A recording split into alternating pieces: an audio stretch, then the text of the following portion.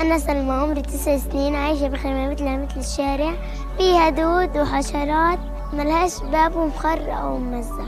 بالنهار شاب وبيجي علي الدبان الكلاب، بخاف بالليل منهم وبعرفش أنام.